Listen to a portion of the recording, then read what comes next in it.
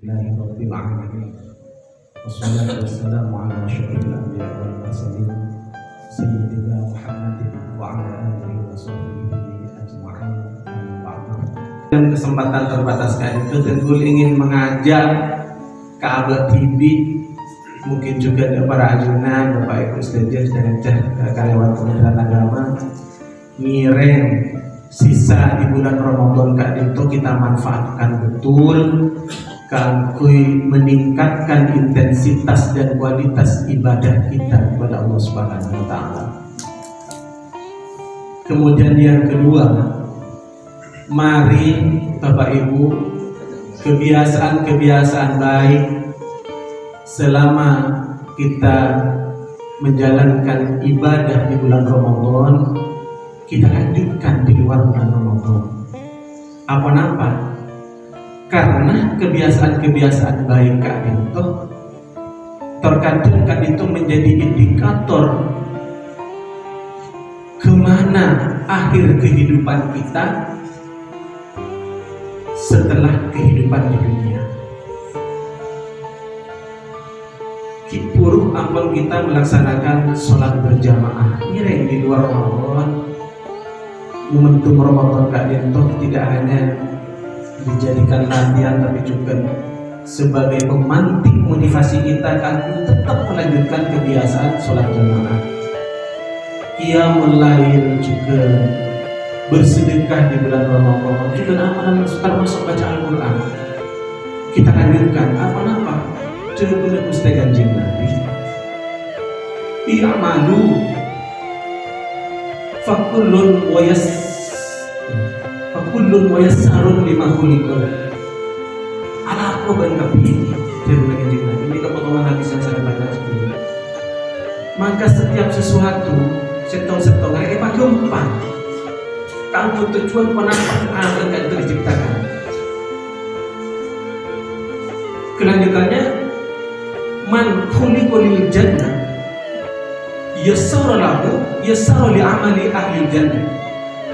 Nah, orang sebiasa ngelakuin kelakuan yang merupakan cikal bakal para bakal masuk surga di akhir kehidupannya. Macam diparing kegempanan oleh Gusti Allah kanggo ngelakuin kelakuan bagus. Termasuk orang yang akhir kehidupannya naudzubillah ditakdirkan menjadi orang yang jahat sejahat-jahatnya. Mungkin kini pacet sudah konsumsinya yang makanannya sudah di barang-barang yang tidak benar, lingkungan pergaulannya sudah di lingkungan kotor dan abai terhadap kebaikan-kebaikan, sehingga lingkungan ini mempermudah dia mengantarkan bakat-bakat terpendamnya untuk menjadi orang jelek di akhir kehidupannya. Jadi yasar di amali ahli jannah, muncul kita untuk berlaku ditakdir menjadi orang yang akan masuk surga, karena kita sudah tulis dan ditentukan, Pak. Saya baca di beberapa keterangan hadis ini, kita itu sebetulnya sudah ditentukan apakah akan masuk surga atau neraka. Hanya karena kita tidak tahu ketentuan kita itu seperti apa. Cuma yasar li amali ahli jannah. Kalau memang kita memang ditakdirkan untuk jadi penduduk surga, memang sejak awal kita itu diberikan kemudahan-kemudahan oleh Allah untuk berlatih menjadi calon-calon ahli surga. Anda terguna ngajak nireng kebiasaan baik ada kita lanjutkan di luar bulan Ramadan. Aku aja tak sangka, aku rasa kita juga puasa sunnah terutama kan pengen. Karena mana diwajibkan kadang kita abaikan apa kewajiban. Kebetulan kewajiban selain haji kan itu merupakan kewajiban bahkan ada bendana.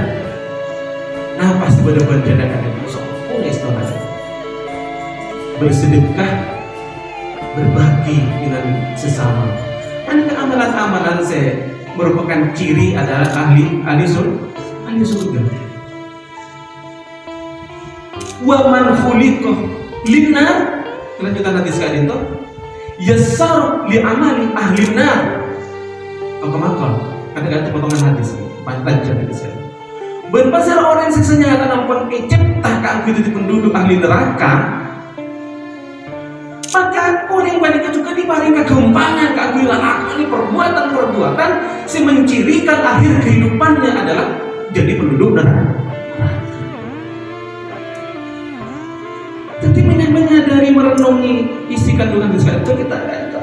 itu bagi tak usah terlalu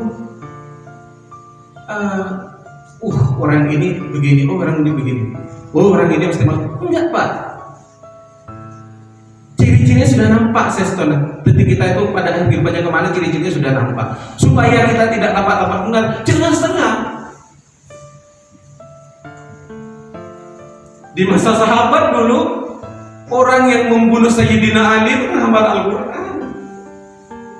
Ada apa gitu kan? Ini senyampang kita punya kesempatan untuk menjadi orang baik, Bapak dan Ibu semua, mari kita tuntun pikiran akan pikiran nafsu kita kendalikan untuk selalu lurus di jalan yang baik.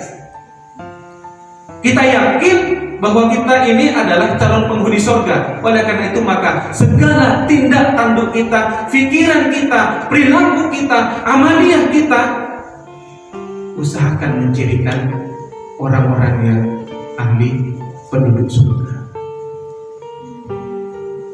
Dalam hadis yang lain Rasulullah juga menyebut la yadkhulul jannata la yadkhulullahul jannata ahadal jannata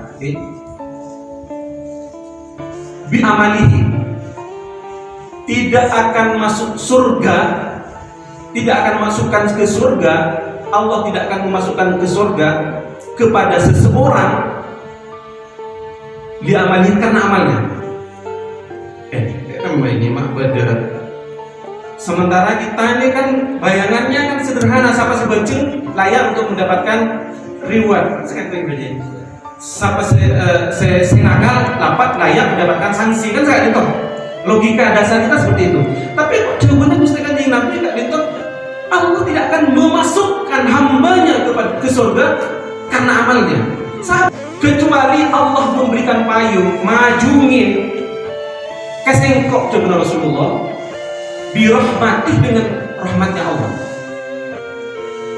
Tapi petunjuk-petunjuk yang telah Allah berikan di dalam kitab-kitabnya, yang setelah Rasulnya contohkan dalam kehidupannya, itulah cara kehidupan, cara berpikir, cara bertindak, cara melakukan peribadatan yang akan mengantarkan kepada kita untuk mendapatkan kemudahan memperoleh rahmatnya Allah.